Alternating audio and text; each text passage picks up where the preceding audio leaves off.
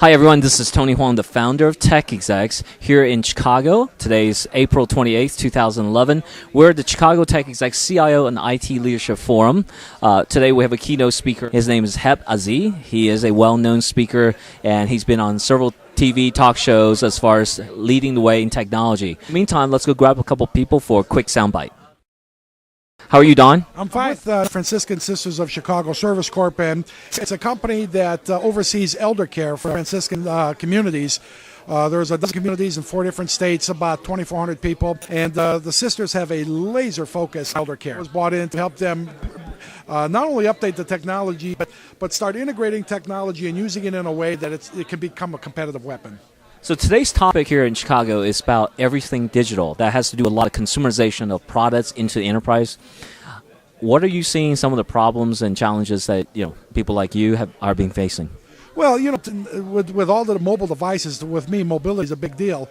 To me, there's no reason why we can't use iPhones and smart devices and things like that. Not only just to read email and stuff, but you should be able to use it to pay for services. You should be able to stop and get directions and get information anywhere on any topic at any time, and be able to do something with that. Why do you think CIOs and IT executives need to be connected? Oh, it's an amazing. There's so many reasons to do it. Number one, you learn a lot from other people. If you're willing to listen and really listen, you're going to learn a lot from other CIOs and other people in this business. But the other thing is you start building connections and you start building these relationships. And to me, business is relationships, and business doesn't get done without these relationships. The power of networking is so strong, I can't even put it into words. I've experienced it for myself, and I am such a believer in networking. I could evangelize on this kind of thing. And when you help people out, sometimes people will be seeking assistance. When you help people out without any expectation of getting something back, it comes back to you in 100 different ways. You don't even know why good things are happening, but it does.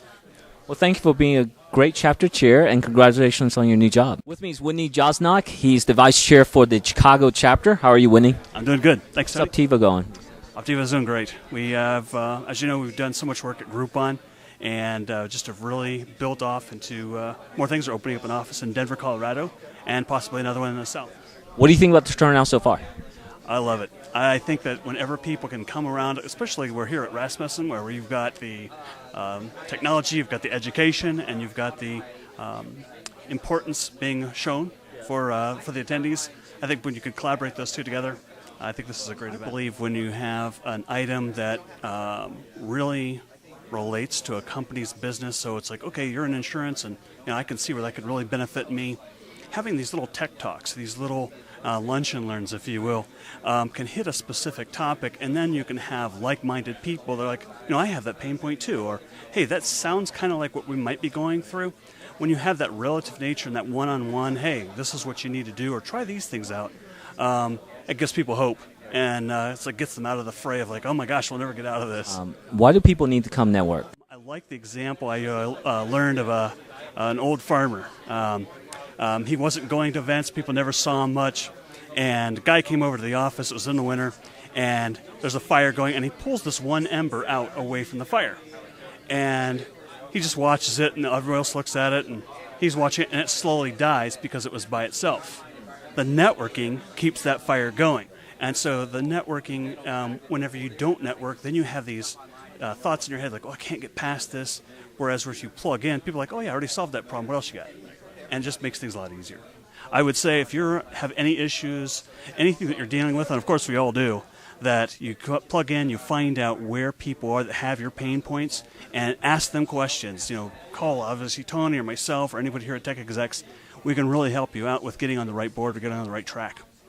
Thanks a lot for being a vice chair, and this chapter is very active, so looking forward to seeing more of you. Excellent. Thanks, Tony. With me is Heb.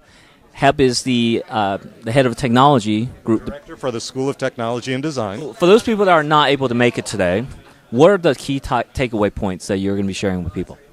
The key takeaway points, I'll be addressing the issue of consumerization of technology in the workplace, so that people now, they always want to use their smart devices, whatever they have, their personal smart devices in the IT workplace. And the takeaways are, we want to see, as IT professionals, we want to see how we can accommodate that, because people are more and more confusing their work and home balance, and a single device is where they want to do all their work. And if, as IT professionals, we don't adopt that into the workplace, we will see a lowering of productivity. The traditional IT has always been limitations of certain devices being able to use in the company, and now people are able to bring their own. What do you think the trend is going to be the next 5 years? Well, the trend is going to be to more adoption, and we're seeing that. In my presentation, I will point out several of the companies that are moving in this direction, companies like Intel, for example, looking at aggressive policies to bring this into the fold rather than try to keep this out. We're looking forward to your presentation. I think you're going to also lead a workshop kind of discussion amongst everyone, right? That's right. I want to get the feedback from the group. We're looking forward to hearing more from you. Thank you for being a keynote today. Thank you. With me is Ben. He's with Comcast here in Chicago. How are you? Doing well, thank you. So what division of Comcast are you guys with? Sure, I'm with the Enterprise Division of Comcast, and I'm specifically on our Metro Ethernet team here in Chicago. Our Enterprise Division is comprised of multiple teams throughout the country, and we concentrate on enterprise-sized customers, so those typically with 50 employees or more, and that they also have multiple offices within a geographic region. And we primarily focus on our Metro Ethernet product, as well as business class trunks, so PRIs and multiple PRIs over fiber. A good problem that we solve for customers is someone who has multiple bonded T1s or a DS3, and they're looking for scalable internet or scalable bandwidth on their data network or their WAN. We have multiple customers, typically banks, financial institutions, law offices, that are growing, that are centralizing applications over their WAN, and they need that scalable bandwidth, and fiber and Metro Ethernet provides that for them. As a CIO myself for multiple companies before, I like Comcast Business Class. And is that the same division, or is it a little bit different for what you guys do? We're all under the business class umbrella. Our enterprise team primarily focuses on Metro Ethernet, but we also do business class trunks, so PRIs, and that is over our coax network, and we can also team internet with that. Well, one thing I can definitely attest to is the reaction time. Whenever we encounter an issue with our office, you guys reacted really, really fast, and the customer service has been great. And we tech execs endorse Comcast. Well, we like to hear that, and we really do pride ourselves on providing great customer care, and hopefully it can get better as our team grows. Thank you guys for being a sponsor of Tech Execs today. We'll hope to see you guys more. With me is Justin Denton. He's with Rasmussen College, and he's also the instructor of the technology program. So thank you for being a venue host for us today. Thanks. So tell us a little bit about Rasmussen. What makes you guys unique? What really makes Rasmussen unique is that we offer quite of a nice blend where everybody and all the colleges have started getting away from the hands-on feel with the computer and technology. We've actually been emphasizing that and bringing that back into the instructional methods. I talked to quite a few other students that have tried out DeVry and some of the other colleges in the area, and they've actually steered away from the days where they've actually, emphasized where they do the instructional technology, you get the hands-on, the labs and everything else. They no longer do that. Everything's become virtual for them, and to ensure our students and the campus actually has a full-fledged flow and that we actually produce students with quite a bit of knowledge, we're giving that back to them. One of the programs you guys are trying to create is a technology advisory board, right? So can you talk a little bit about that? Yeah, we're in the process and continually evolving our technology advisory board. Right now we have some representatives from IBM and some of the local companies, but we're always glad to have new additions. I think on the Aurora campus right now we have about 9 or 10 individuals from corporations throughout the Chicagoland area, and I'm always welcome to expand that and grow that as much as possible. Well, how do they contact you? Do they contact you directly, or do they contact the college? Yeah, they would contact me directly. You can reach me at justin.denton@rasmussen.edu, or you can give the call to the campus at 630-888-3500 and ask for me, and they'll be able to put you in my contact. Well, thanks again for being a venue host, and we look forward to doing more with you guys. Thanks a lot. Welcome back, everyone. With me is Pete. He's with Hegemony. How are you, Pete? I'm doing well, thanks. Thanks for being a vice chair for the chapter. Now, one of the things about Tech Execs is both social and forums. Is there a certain value that you see as far as people need to get connected? So it is a significant learning lesson to say we need to keep our values strong. Never know what tomorrow is going to bring. Well, you're an avid networker. I know that you do a lot of networking events. Why do you do it? Well, I do it for my business. My business is constantly serving CIOs. And the CIOs call on me to find people that aren't known, aren't available, and quite frankly, aren't looking in the marketplace. They are people who are gainfully employed, talented, and know what they want. They know where the networking is, they know what the value is, and they show up at the same place as I do. Well, thanks so much for helping out the chapter, and we'll look forward to seeing more of you. It's my pleasure. Tech Execs is a great organization, and Chicago is becoming a real player. With me is Martin LaGros with Rasmussen College. So what do you do at Martin here?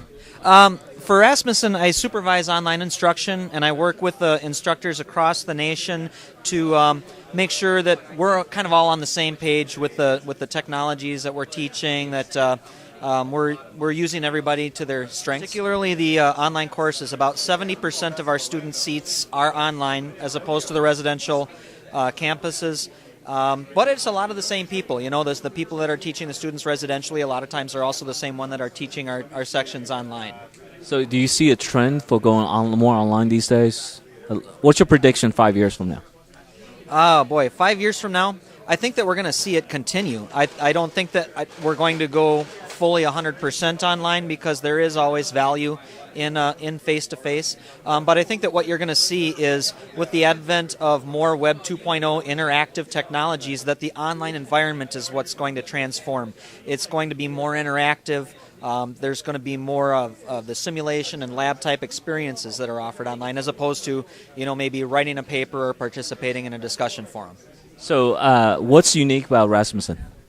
What Rasmussen College is unique in that it meets students where they are.